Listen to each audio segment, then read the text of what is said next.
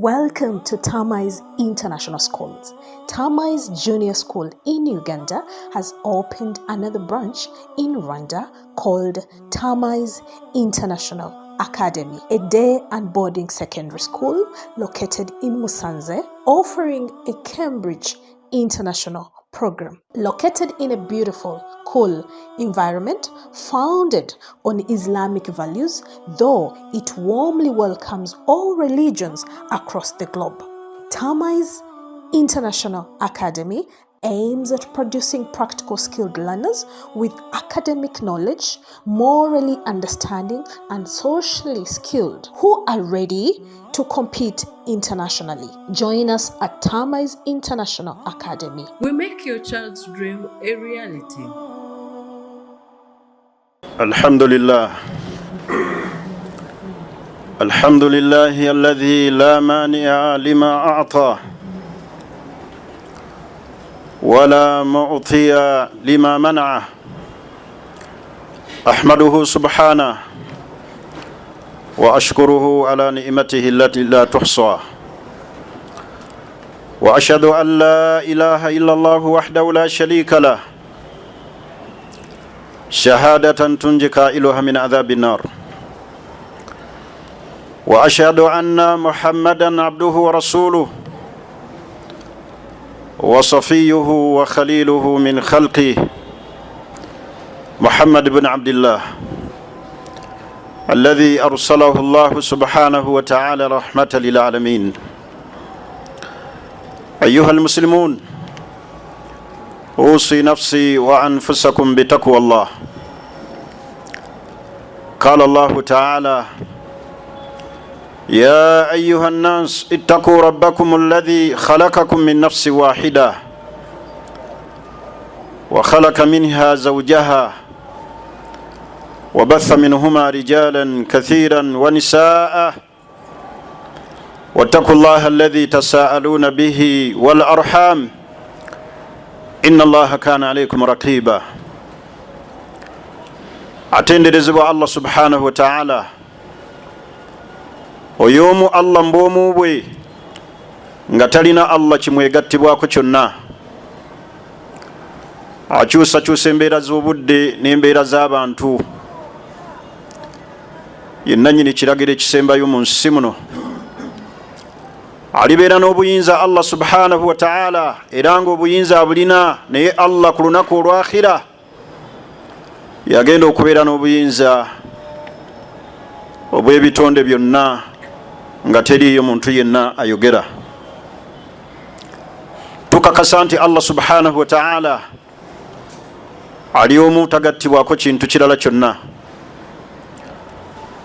Tumusaba Allah subhanahu wa ta'ala assa okusaasira n'emirembe biddeeri nabbi Muhammadin sallallahu alayhi wa sallam eyatugira n'eddiini yaffe ey'obusiraamu, Allah gwe yatuma gye tuli rahmatan lil alamin, nga kyakusaasira eri ebitonde byonna.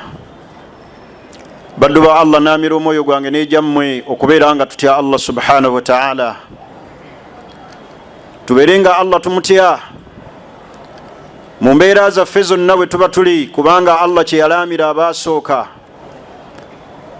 n'abo abalijja oluvannyuma, ffenna Allah yatukuutira okubeera nga tumutya. walakad wasayna alladhina utul kitaba min qablikum wa iyyakum an ittaqullah. Yalaamira Allah abaaliwo, n'alaamira abo abalijja oluvannyuma okubeera nga Allah subhanahu wa ta'ala ng'atiibwa mu kubeera nga tukola emirimu emirungi eginatuusa mu maaso ge nga Allah atusiimye. Baddu ba Allah subhanahu wa ta'ala, la mani'a lima a'ta, teri asobola kumma muntu oyo Allah gw'aba awadde, wala mu'tiya lima mana'a, n'oyo aweerebbwa teri asobola kumuggyako ekyo Allah kyamuwadde. Mu kiseera kino kye tulimu, ng'abantu abamu beekejja mu kubeera nga bamalako omwaka, waliwo ensonga ennene eyeetaagisa buli musiraamu yenna okufumiitiriza. Wahiya muhasabatu nafsi, ye muntu okubeera nga yeebalamu nga tannaba kujaguza nga tannaba kusanyuka, beera nekye bayita muhasabatu nafsi, okwebalamu nga tonnaba kutuuka mu maaso ga Allah.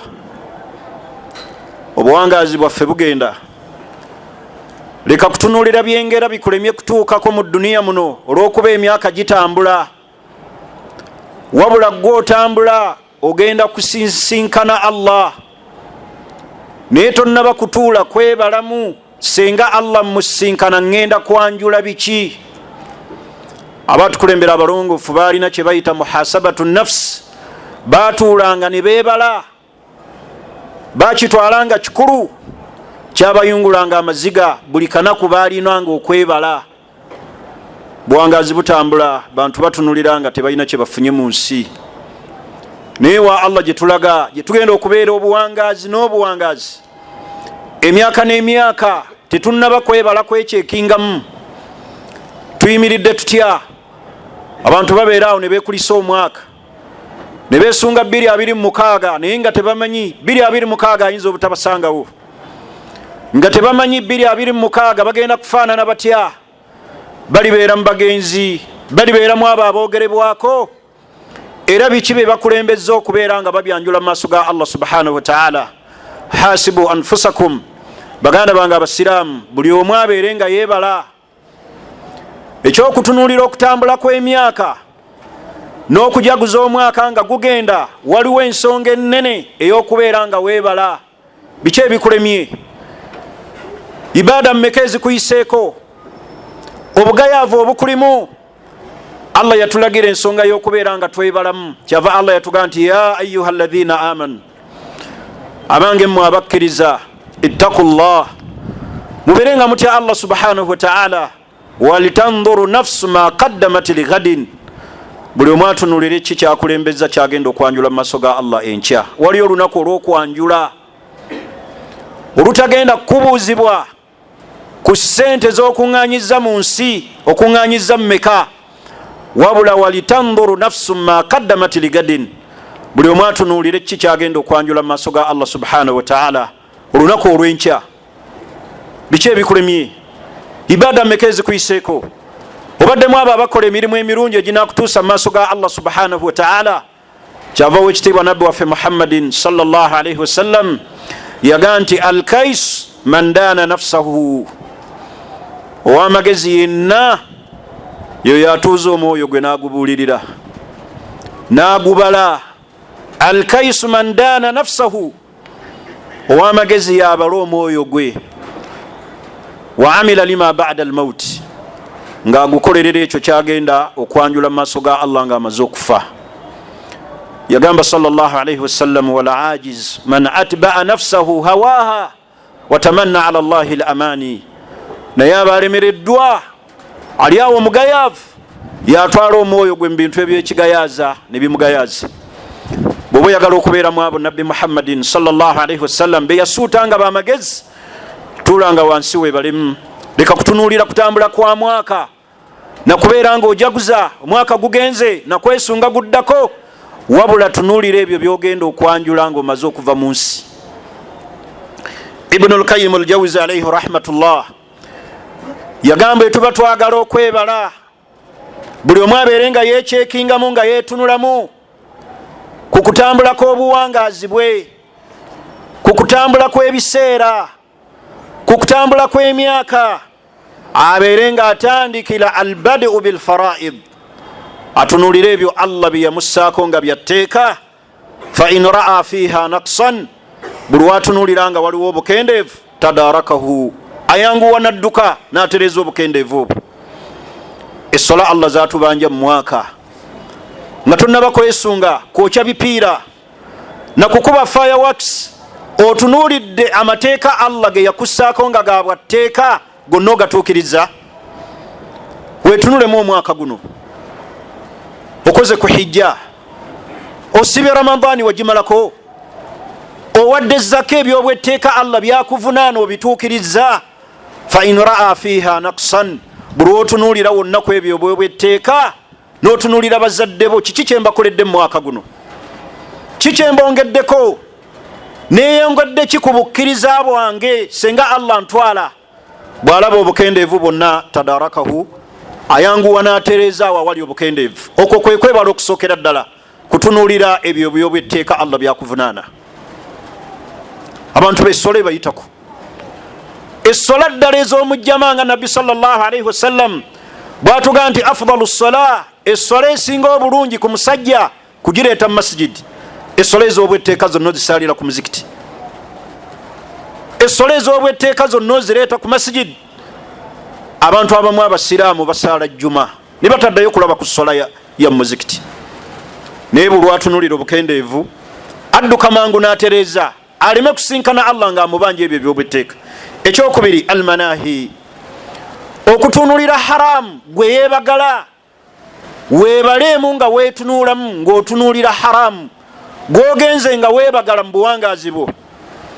fa in arafa annahu irtakaba minha shay'an, buli walaba nga alina amazambi gazze yeebagala tadarakahu bitawba wal istighfar, ayanguwa n'okwenenya nadda eri Allah nayitiriza okukola istighfar wala hasanati almahiya, nayitiriza okukola ebirungi ebisangulawo ebibi. haramu wa mirundi emeka gwe tuzze nga twebagala? tunula mu mwaka guno gwe weesunga okumalako 2024. haramu wa mirundi emeka gozze nga webagala? riba kyakulemeddemu? obwenzi bukyakulemeddemu?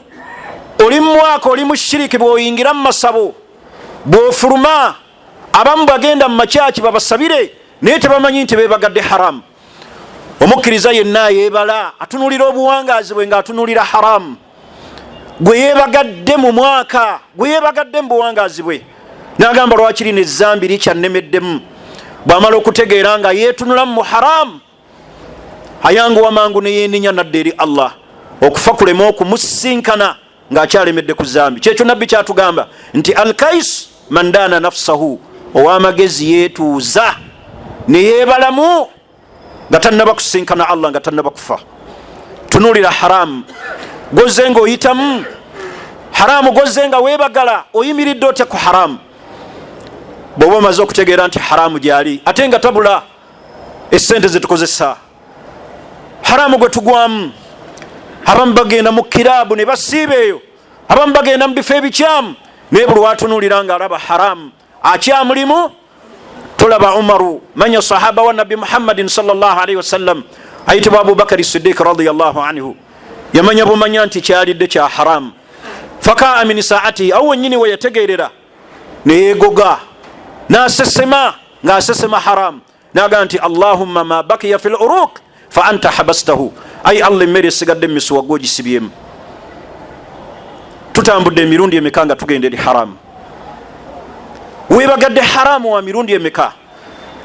ojaguza omalako omwaka naye nga ne music ezzambi likyakulemye okuvaako, nga n'okwambala obulungi ng'omukyalo omusiraamu kikyakulemye, okyalimu nkunami okyakunama.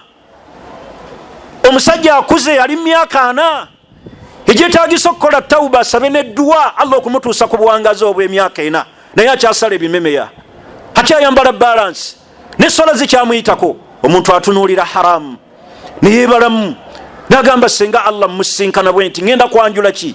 tutunuulire haramu gwe tuzze nga twebagala. ekyokusatu muhasabatu nafsi ala alghafla, omuntu yeetunulamu neyeebala obugayaavu we buli luddawa. wayatadaraku bidhikiri wal ikbaru ala Allah, bangi tuli wano nga n'essola y'ekiro ekyatukaluubiriza lwakwebaka, ate ne tubeera mu bikunta nga bwe tulowooza, bwe twegayaaza naye nga tuli omu, bwe tweziringula oli n'abeera ni stress, naye ng'awulira obudde ne bukya ng'ali mu buliri, naye ng'ali omwo mu bikunta bwe yeetala, bw'atunula ku ssaawa naye nga tafuddeeyo kugamba nti kanyimirire nsaale. alghafula, obugayaavu. muganda wange omusiraamu, oli wano nga weesunga okumalako omwaka 2024, naye obugayaavu bwo bw'oyolesezza mu mwaka guno obutunuulidde.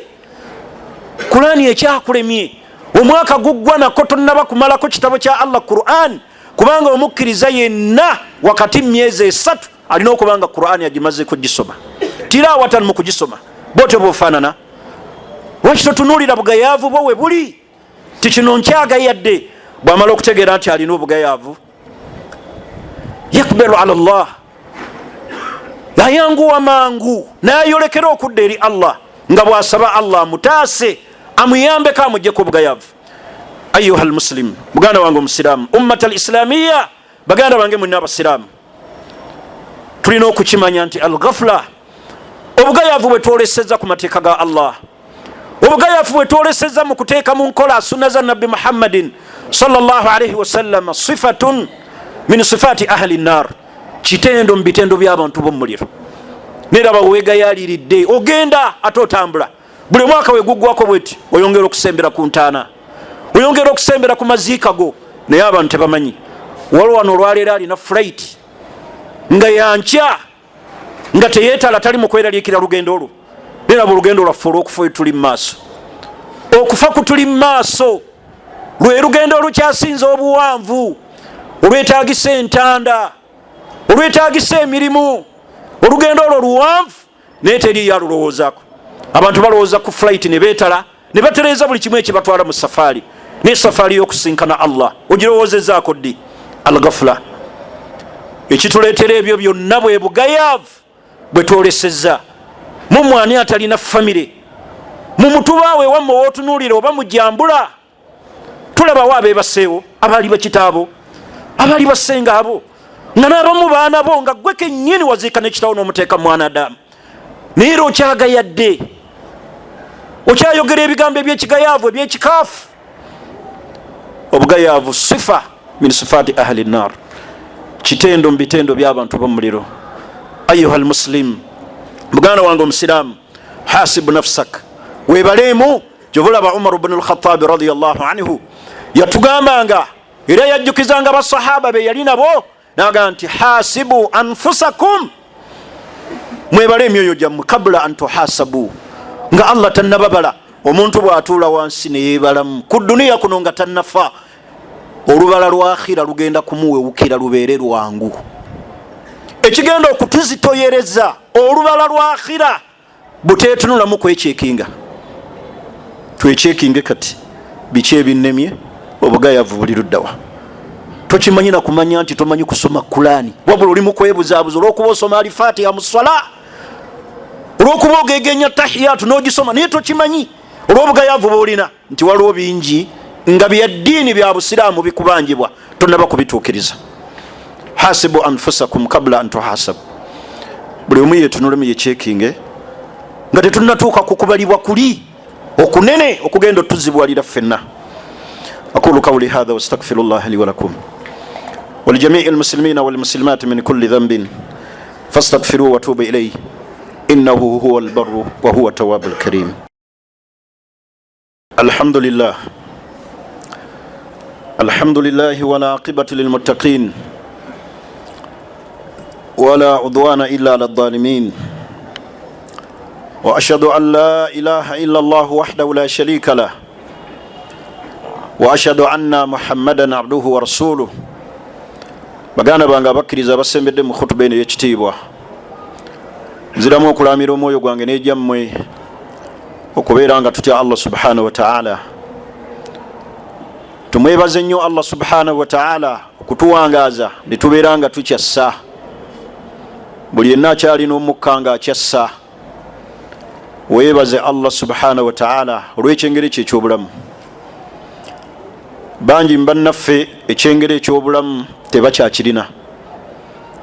Bangi mbannaffe batunulira ekyengera ky'olina nga bakulaba otambula bakwesiimisa. Tuvulaba ekyengera kino eky'obulamu, taaj ngule ala ruusi al asiha, abajambadde be bammwe abasaabaze mu Juma, yaraha al marda, abalwadde be balengera engule gy'olina, bakulaba ng'oli mbyengera binene, waliwo ali awo nga tasobola kweyamba, bamukyusa bukyusa.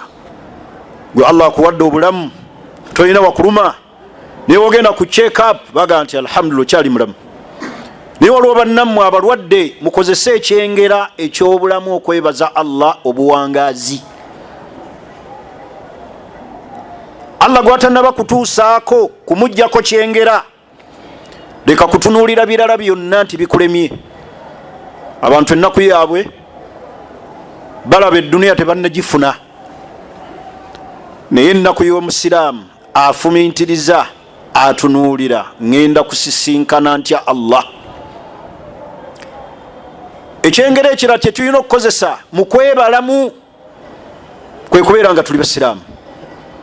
Bw'otunuulira enkuyanja y'abantu abatali basiraamu, teweebazaako Allah. Kikumala bumaze okwebaza Allah ne weebalamu n'oga nti alhamdulillah, neebaza Allah okumpa eddiini ey'obusiraamu. Allah ne bw'ataakuwa ebirala, naye n'akuwa eddiini busiraamu. Kubanga bino byonna ebituzoganya mu duniya muno tuli baakubireka, naye omuntu agenda na busiraamu na ddiini. Baganda bange, twetunulemu, twebale nga tetunnatuuka ku lubalibwa luli olunene. Nabbi sallallahu alaihi wasallama kyatugamba nti omuntu bwe yeebala, olubala luli olwakhira olunene lugenda kumwanguyira. Weetunulenga muweebale buli kanaku. Umaru bwe yamalangako olunaku ng'akuba wansi ebigere, ng'atunuulira ebyo ebimulemye na biki byakoze. Abantu abalina bizinesi ekibeebasala eti kutunuulira bizinesi. Leero nkoze wano waliwo loosi, kino sikikoze bulungi, kino nkikoze bwe nti, najjayo ebitabo ne yeebala. Abamu mulina ababalirizi abababalirira bizinesi etambula eti. Naye obulamu bwo buno bw'olina obugenda okusinkana Allah bw'obwo baze ddi. Kyava Ibnul Qayyim yatugamba nti mu kwebala tulina okutunulira awali obugayaavu. Bwetumala okutunulira awali obugayaavu, n'oyanguwa mangu okujjukira n'oyolekera eri Allah. Ekyokuna kye yagamba, muhasabatu nafsi ala harakati aljawarih.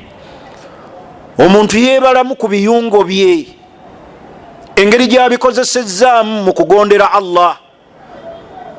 Nabbi sallallahu alaihi wasallam yatuwa obulungi bw'essala eya duha. Erimu obulungi mu ssala ezisaalibwa ng'enjuba emaze okuvaayo ng'ejjeyo amafumu gaayo, nga mulimu okwebaza Allah okukuumira ebiyungo.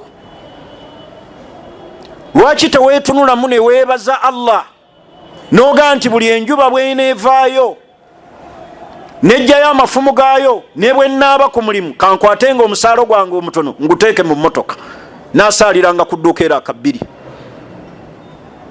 Omuntu yeetunulamu ng'atunulira ebiyungo bye, abikozesezza atya mu kugondera Allah. Bw'otunulira olulimi lwo, buli ekiruyitako kisiimisa Allah. Bimeka byewaakogera nga binyiiza Allah. Otambudde ng'ogenda mu bifo ebikyamu emirundi emeka ng'osimbula ebigere byo. Musajja omu yali mulongoofu, yafumbiza omwana we, naye bwe yali amugaba yagamba gwe yali amugabira, n'agamba nti muwala wange ono muzibe. Mukuwa naye muzibe, nkuwa muwala wange ono mulema. Musajja n'asooka neyeekangamu nti gwe bagenda okumpa muzibe era mulema. N'atya, naye bw'asiriikirira ennyo bw'ati nga tategedde mesegi ya taata amuwa, n'amugamba nti kamutwale liwajihillah, mulabirire ku lwa Allah, muzibe. Ate tatambula, n'aguma n'agamba nti Allah ajja kumpa empeera. Yamugamba n'ekyokusatu nti gw'otwala kasiru. Era nika yagenda mu maaso nga tamanyi kigenda mu maaso. Omusajja ono nti taata byamugamba ku muwala we, naye bw'atuuka eka yeetala amwanirize amukolera emirimu, kuba gwe bamuwadde muzibe mulema ate tayogera. Naye bwe yayingiranga amanyi amateeka g'obusiraamu, bwe yayingiranga bw'ati mu nnyumba n'atoola salaamu, ate agenda okulaba ng'omukyala agiddamu, n'ayongera okufumintiriza n'agaa gwe baŋŋambye kasiru, atayogera. Ate lwaki ayogera? Agenda omwekebejja nga atambula n'okulaba alaba. Naye n'amugaa taata we yaŋŋambye, n'amugaa muzeeyo kye yabadde ategeeza, ebigere byange bino tebitambulangako kugenda mu kifo kirimu kunyiiza Allah. Obulamu bwange bwonna bukyanzaalibwa mbeera waka. Lwaki Allah yagamba abantu abo abatulya emmanju abo, naga nti wakaruna fi buyutikunna, batebenkera awaka, batebenkera awaka, mmwe mubalabirire mubakolerere.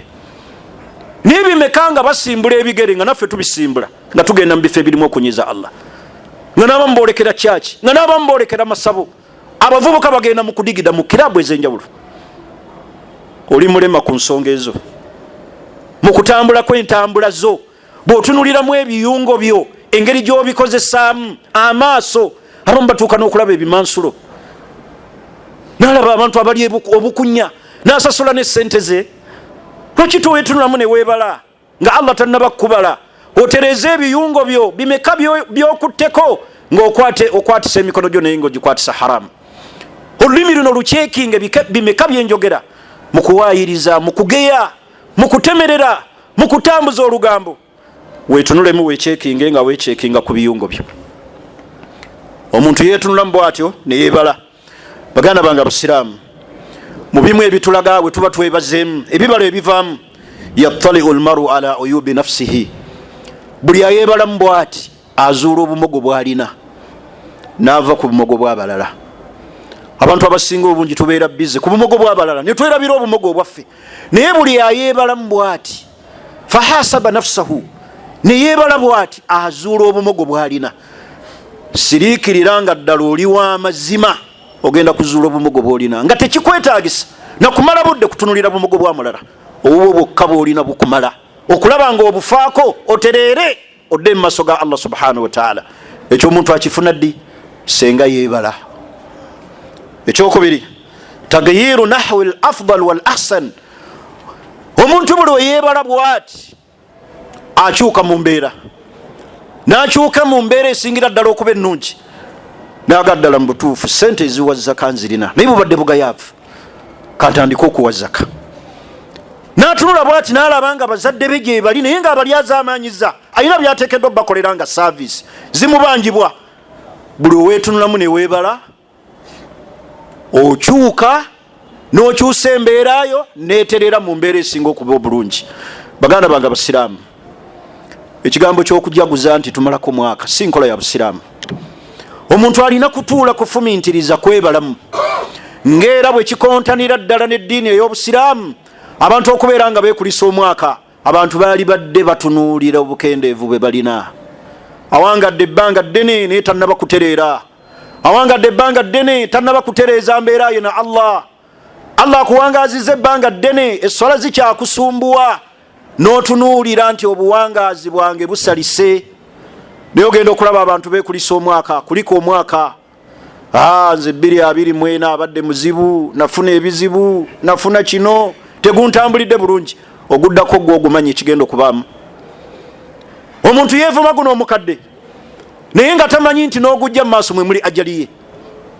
Omusiraamu teyeekulisa mwaka era taguvuma. Kyava nabbi sallallahu alaihi wasallam hadisi al-Qudus gye yajja ku Allah yagaa nti yuudhini ibn Adam, omwana Adamu anakuwaza, anyiiza, yasubbu dahar, yeevuma omwaka n'agwekulisa. Baabo bookya ebipiira ne bakuba fireworks. Naye Allah yagaa nti wa ana dahar, nze akola ebyo bibeera mu mwaka. Ebizibu ebibatuukako nze mbireeta, kadari ya Allah. Wa ana dahar, nze nkyusakyusa obulamu bwabwe. Waali badde oyongera kweraliikirira ti obuwangaazi bwange busalise. Yuudhini ibn Adam yasubbu dahar wa ana dahar. Yagamba Allah mu hadisi al-Qudus, yagaa nti ukallibu al-layli wan-nahar. Ebiseera ebyo bye beevuma ne beekulisa omwaka, nze nkyusakyusa embeera y'obudde obw'emisana n'ekiro. Eyo yonna nkola ya Allah. Beera omusiraamu mulungi amanye ekyokukola mu kukyukakyuka kw'obudde. Gw'okyuka teweevuma mwaka, gwe kennyini weetunulemu. Abamu nga n'ebizibu ffe kennyini tufuuka ensonga ebyereetera olw'obukendeevu bwe tulina wakati waffe ne Allah, olw'obukendeevu bwe tulina wakati waffe mu butatuukiriza mateeka ga Allah. Ekisemberayo ddala baganda bange abasiraamu, bwe tuba twagala okwetunulamu ng'abantu basuubira nti omwaka bagumazeeko bajaguza, beebalemu, beetunulemu biki be bagenda okwanjula mu maaso ga Allah subhanahu wa ta'ala enkya. Omusiraamu yenna alina okubeera ne position ku nnaku zino ezigenda mu maaso ezitali zaffe ng'abasiraamu. Position y'omusiraamu ku nnaku eza Christmas kukakasa nti nze ndi musiraamu. Christmas si ya musiraamu. N'abeera nga omusiraamu talina mbeera yonna gy'ateekawo yakujaguza, talina mbeera yonna gy'ateekawo. Sanga amayumba g'abasiraamu bagasimbye Christmas tree, bagataddemu zibbaluuni, bagataddemu ebintu bingi ebikontana n'obusiraamu n'eddiini. Pozisoni y'omusiraamu teyeetaba mu kujaguza wadde mu kukulisa abantu bali mu kulika amazaalibwa. Agaani ng'abantu bazaaza Allah. Essula gye tusoma ffenna gye tumanyi, kul huwa Allahu ahad Allahu samadu lam yalid wa lam yulad. Ate gwe okulisa bali mukuliko amazaalibwa mwe bali gatuukako. Musiraamu takkirizibwa. Bano ekyo kikontana ne aqida ey'omusiraamu. Beera ne position ku Christmas. Ogambe nti ndi musiraamu. Musajja omu awo ekavule musiraamu ayitibwa Abdallah Mubiru, kamwogere n'erinnya, mu mbeera si yakumugeya naye kufunamu kyakuyiga. Yagenda n'akwata emmere ku lunaku olwayidi olw'okusala ebisolo, n'agiweereza neiba we mulokole. Neiba we n'agimuddiza, n'amugamba nti mwe abasiraamu ku yidi yammwe eyo ebyo ebisolo bye musala musalira lubaale wammwe amajinni gammwe ag'Abawalabu. N'agikwata n'agimuddiza. Atali musiraamu nga n'ebyenfuna bye si mugagga, wabula n'amugamba nti sikkirizibwa kulya bye musalira majinni gammwe g'Abawalabu. Wabula osanga omusiraamu nga ye tasobola kugamba atali musiraamu nti olunaku luno likontana n'eddiini yaffe. Bo bali bakikola ku ebyo bye bakakasa, bakikola. Gwe omusiraamu eyali badde ne position, lwaki toyimirira ku magulu go n'ogamba neibawo nga n'olunaku terunnaba kutuuka nti ze munayi ndi musiraamu? Byoyagala byonna okumpeereza ku lunaku luno bikontana n'eddiini yange, obusiraamu tebunzikiriza. Mu mbeera ey'emirembe wakati n'omunyonyola ajja kukutegeera, ajja kuwa ne respect. Naye osanga abasiraamu nga yetafaayo, bamuyise ayoza akoze n'akabaga, abaana abambaza, uyo yeetala mu katale n'enkoko n'ennyama n'endagala, amazaalibwa ga Mukama waffe. Abasiraamu mubeere ne position. Bw'onoobeera ne position ne banneiba ba abatali basiraamu bajja kukutegeera, era tojja kubafuna mu buzibu, bajja kusigala nga bakuwa ne respect. Naye obuzibu bwe tulina butaba na position. Nyimiridde ntya mu lunaku luno, muntu munnyonnyole ajja kukutegeera. Ddiini yammwe bwegamba basi. Wano Huseini Kyanje bwe yannyonnyola kabaka ti nze ndi musiraamu, obusiraamu tebunzikiriza kuvunnamira kitonde, kabaka yamugoba, teyamutegeera, ne bamuwa ne respect. Naye mu buli kiseera kusiimisa banaagamba batya? Oli naagula n'ekirabo kya sapule olw'okuba mukama we si musiraamu, n'akimutonera, n'amutonera Bayibuli. Beera ne position y'omusiraamu. Fattakullah walitanzuru nafsun ma qaddamat ligadin. Mutye Allah nga mutunuulira ebyo bye mugenda okwanjula mu maaso ga Allah enkya.